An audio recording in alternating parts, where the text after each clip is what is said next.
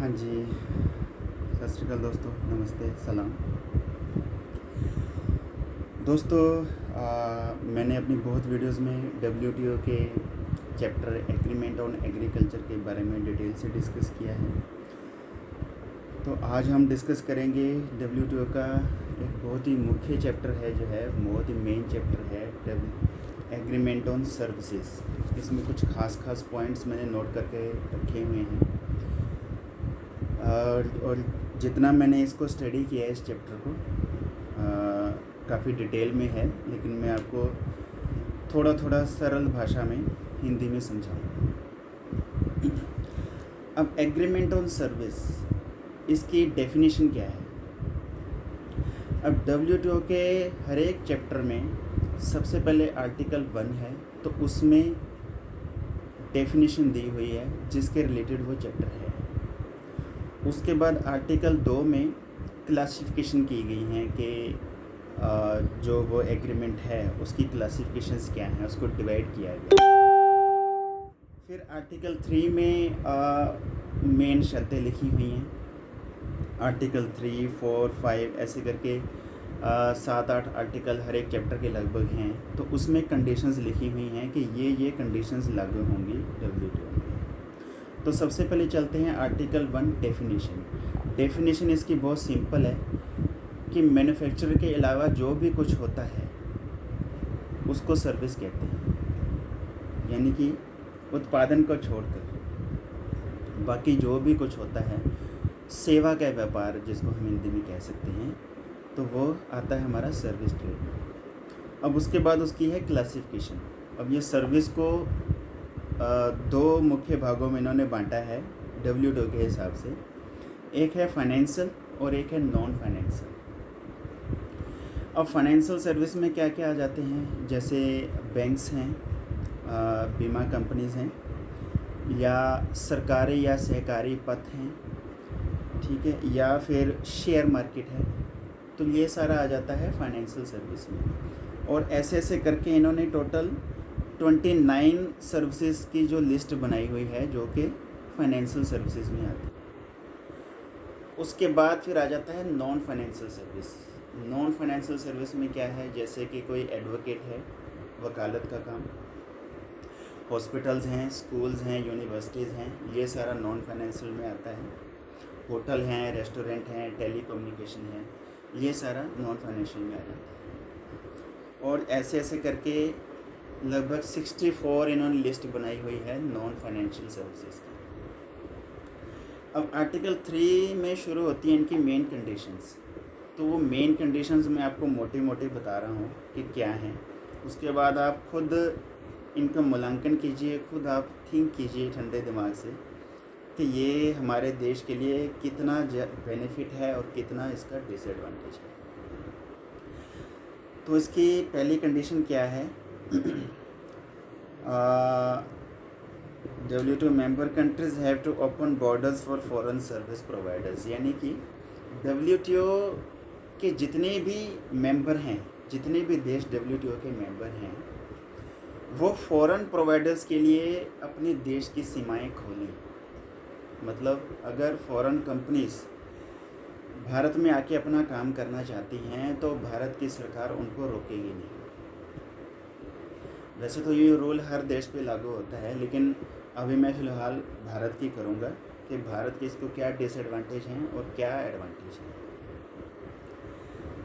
लेकिन बात यहीं पर ख़त्म नहीं होती दोस्तों कि चलो हमने फॉरेन प्रोवाइडर्स को, फॉरेन कंपनीज़ को इनविटेशन दे दिया, उन्होंने यहाँ पे आके अपना मार्केट स्थापित कर लिया, ठीक है ना। उसके आगे और कंडीशंस क्या हैं, बड़ी दिलचस्प कंडीशंस हैं। No restrictions on foreign companies, मतलब कि आप फॉरेन कंपनीज़ पे कोई पाबंदी नहीं लगा सकते। एक मी जो है, यानी कि फॉरेन कंपनीज आके जितना चाहे इन्वेस्ट करना चाहें, आप उनको रोकेंगे नहीं, आप उनके रूल रेगुलेशंस को रोकेंगे नहीं। और इसमें एक क्या है, national treatment to foreign companies like as domestic companies और डोमेस्टिक ऑर्गेनाइजेशंस, यानी कि जो सहूलत भारत सरकार ये थोड़ा टेक्निकल है, इसको मैं थोड़ा डिटेल में जाना चाहूँगा कि जो सहूलत भारत सरकार देती है भारतीय कंपनियों को, वही सहूलत उसे फॉरेन कंपनीज को भी देनी पड़ेगी। अब नेशनल ट्रीटमेंट का मतलब क्या है? अब जो सरकार है वो भारतीय बैंकों को, भारतीय बीमा कंपनियों को या और जितने भी विभाग हैं, सरकारी विभाग हैं, उनको कुछ सहूलतें देती हैं। वो सहूलतें क्या क्या हैं? सबसे पहले तो ये है कि भारत सरकार बैंकों को और बीमा कंपनियों को बहुत ही सस्ते रेट पे ज़मीन उपलब्ध करवाती है, और अगर ज़मीन उपलब्ध ना भी करवा पाए किसी कारण, तो बहुत सस्ते रेट पे लीज़ पे ज़मीन उपलब्ध करवाती है। दूसरी जो मेन सहूलत है वो है CRR की, कैश रिजर्वेशन रेशो, यानी कि जो भारत के बैंक हैं उसको भारतीय सरकार ये सहूलत देती है कि जितना भी पैसा भारतीय नागरिकों का भारतीय बैंकों में जमा है, उसकी एक निश्चित मात्रा रखकर बाकी आप कर्ज में निवेश कर सकते हैं, बाकी आप इन्वेस्ट कर सकते हैं लोन देने के लिए मार्केट में। और फिर आ जाता है कि NPA की सहूलत, यानी कि नॉन परफॉर्मेंस असेस्ट, यानी कि इसका मतलब होता है कि कोई सरकारी विभाग अगर डूब रहा हो, जैसे कोई बैंक अगर डूबने की स्थिति में हो, तो भारतीय सरकार अपने खजाने में से उस बैंक को आर्थिक मदद देगी। ठीक है, तो ये मेन जो हैं मैंने आपको बताई हैं नेशनल ट्रीटमेंट्स होती हैं। ठीक है, ऐसे ही जो सरकारी स्कूल्स हैं, यूनिवर्सिटीज़ हैं, उनको भी बहुत चीप रेट पे भारतीय सरकार ज़मीन उपलब्ध करवाती है। जैसे कि मैं एक उदाहरण आपको देता हूँ, दिल्ली यूनिवर्सिटी जो है वो जिस समय खुली थी, तो उस समय उस ज़मीन की जो वैल्यू थी, जहाँ पे आजकल दिल्ली विश्वविद्यालय चल रहा है, तो उसकी जो वैल्यू थी वो 1 करोड़ पर एकड़ थी उस समय। लेकिन भारतीय सरकार ने 1000 पे एकड़ के हिसाब से दिल्ली यूनिवर्सिटी को वो ज़मीन दी। तो ऐसी कुछ सहूलतें हैं जिनको नेशनल ट्रीटमेंट कहा जाता है। अब WTO की कंडीशन क्या कहती है, मैं एक बार फिर से दोहरा रहा हूँ कि national treatment have to be give to foreign companies like as domestic treatments, like as domestic companies. ठीक है, तो मतलब कि जो नेशनल ट्रीटमेंट भारतीय सरकार भारतीय कंपनियों को देती है, भारतीय बैंकों को देती है, ठीक है ना, वैसी ही सहूलतें फॉरेन कंपनीज को भी देनी पड़ेगी WTO की कंडीशन के हिसाब से।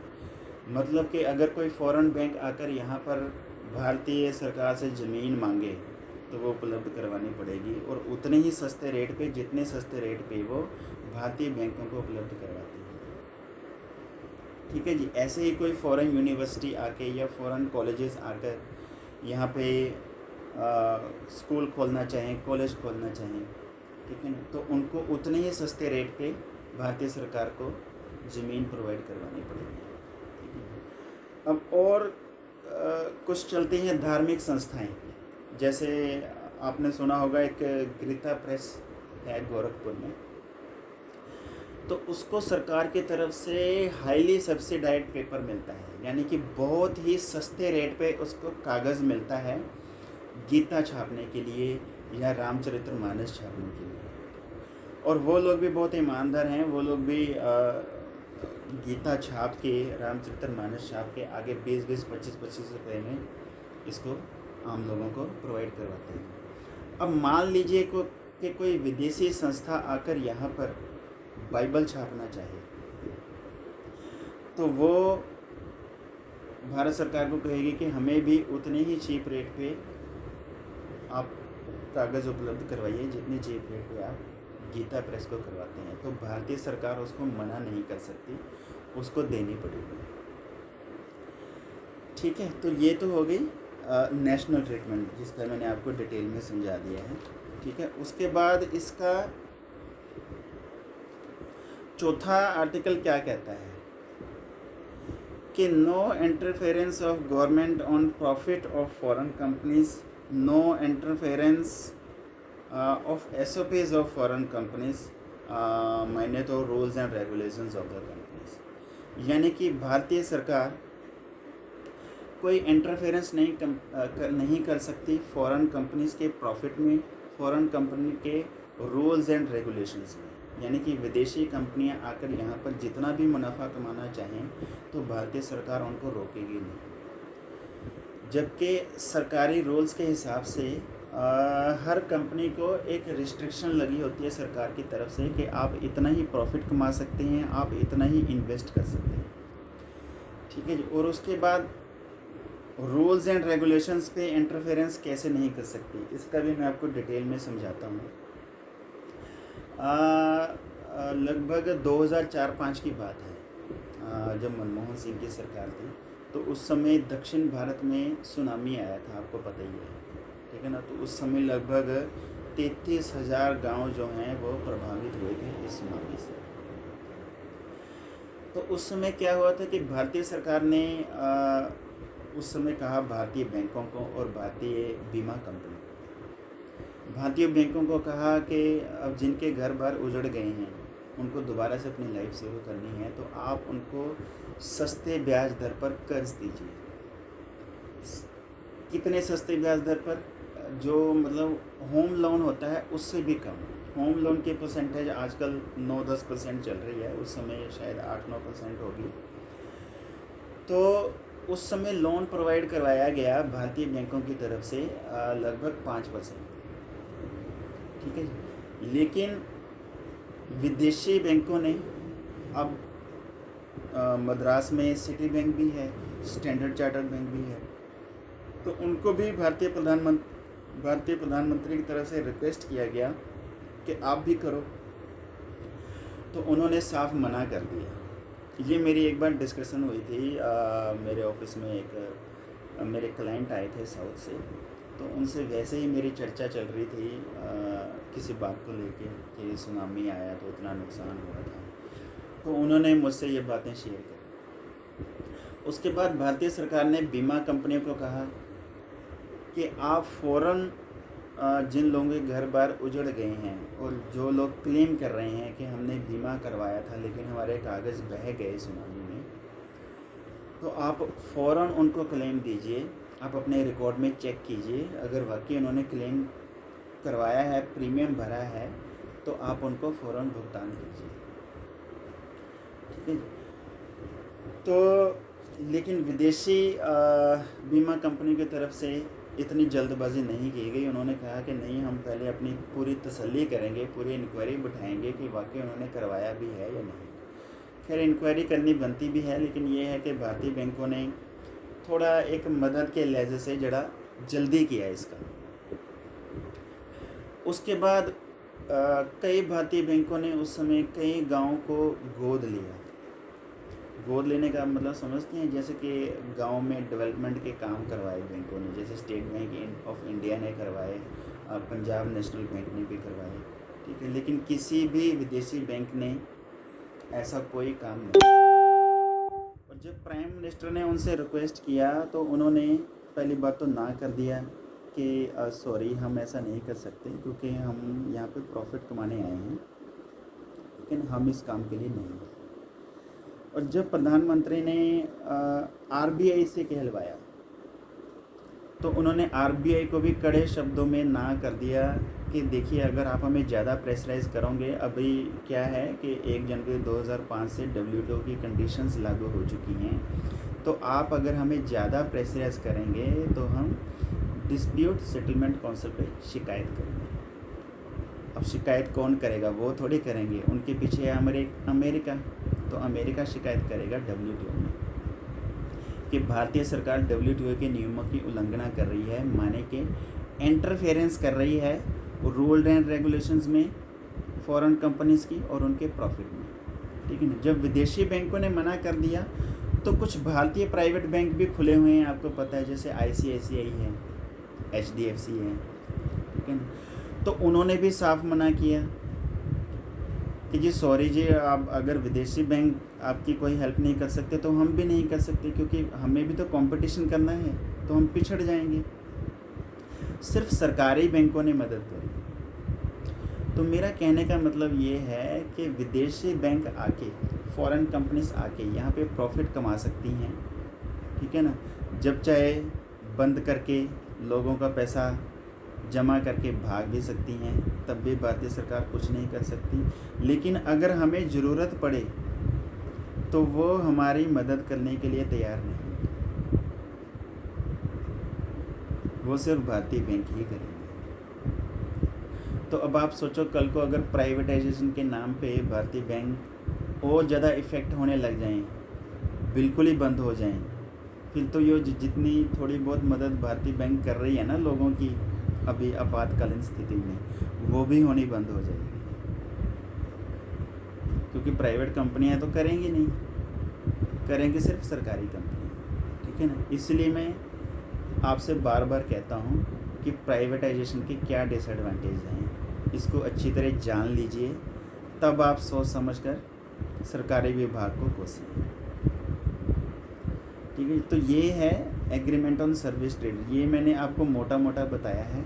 इसी तरह टेलीकम्युनिकेशन है, ठीक है ना। टेलीकम्युनिकेशन में भी जो BSNL को भारतीय सरकार ने फ्री में लैंड उपलब्ध करवाई थी, अब कोई विदेशी टेलीकम्युनिकेशन जैसे एयरटेल है, एयरसेल है, वोडाफोन है वगैरह वगैरह, वो अगर भारतीय सरकार से ज़मीन मांगे तो उनको भी करवानी पड़ेगी, ठीक है ना। ऐसे ही कोई विदेशी यूनिवर्सिटीज़ आके यहाँ पे यूनिवर्सिटीज़ खोलना चाहें तो उनको भी ज़मीन उपलब्ध करवानी पड़ेगी, और भारतीय सरकार उनको मना नहीं कर सकती, ठीक है ना। और भारतीय बैंक में कोई स्कैम हो जाए तो उसके लिए भारतीय सरकार जिम्मेदार है लोगों का पैसा वापस देने के लिए, RBI जिम्मेदार है। लेकिन मान लो विदेशी बैंक अगर भाग जाएं तो उसके लिए क्या कोई जवाबदेही नहीं। जैसे कि आपको याद है 1993 में सिटी स्कैम हुआ था, ठीक है। हर्षल मेहता का नाम सुर्खियों में रहा। पहली बात तो उस केस को सॉल्व होने में भी 10 साल लगे, 10 साल तो इंक्वायरी चलती रही कि आखिर स्कैम का जिम्मेदार कौन है। नाम तो हर्षल मेहता का आता रहा, ठीक है ना। फिर इंक्वायरी में ये बात साफ भी हुई कि एक्चुअल में तो सिटी बैंक ऑफ अमेरिका ही जिम्मेदार है इसके लिए, ठीक है ना। लेकिन भारतीय प्रधानमंत्री में इतनी हिम्मत नहीं थी कि सिटी स्कैम के खिलाफ कोई एक्शन ले सके। और मैं आपको एक और एग्जांपल देना चाहता हूँ। ऐसे ही जैसे फॉरेन कंपनीज भारत में आती हैं तो भारत की कंपनीज भी फॉरेन में जाती हैं, ऐसे ही SBI ने भी अमेरिका में अपनी ब्रांचेस खोल रखी हैं, ठीक है ना। तो SBI का कोई ट्रांजैक्शंस का गड़बड़ हुआ था, उसके ऊपर इंक्वायरी बैठी थी अमेरिकन गवर्नमेंट की वजह से। तो अमेरिकन गवर्नमेंट ने उसके ऊपर इतना पेनल्टी लगाया कि SBI की एक ब्रांच ही वहाँ से बंद हो गई। लेकिन भारतीय सरकार सिटी बैंक ऑफ अमेरिका के ऊपर कोई सख्त एक्शन नहीं ले सकी आज तक। वो हर्षल मेहता भी, उसको भी कोई कानूनी तौर पर सज़ा नहीं हुई थी, वो बेचारा अपने आप ही मर गया। तो ये तो हालत है हमारे कानून की, ठीक है ना। और ये बात है WTO की कंडीशन लागू होने के पहले की। आप सोचिए, WTO कंडीशन लागू होने के पहले से ही भारतीय सरकार अमेरिका से इतना डरती थी कि हम उनके ऊपर कोई एक्शन नहीं ले सकते क्योंकि हमें इन्वेस्टमेंट चाहिए। तो WTO लागू होने के बाद अब भारतीय सरकार क्या एक्शन लेगी इन फॉरेन कंपनीज के खिलाफ? अब तो कंडीशन ही कंडीशन हैं इनके ऊपर, ठीक है।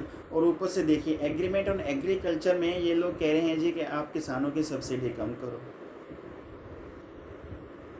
ये घटाओ वो घटाओ, डायरेक्ट सब्सिडी कम करो, इनडायरेक्ट सब्सिडी कम करो, मार्केट रेट कम करो, MSP कम करो, ठीक है जी।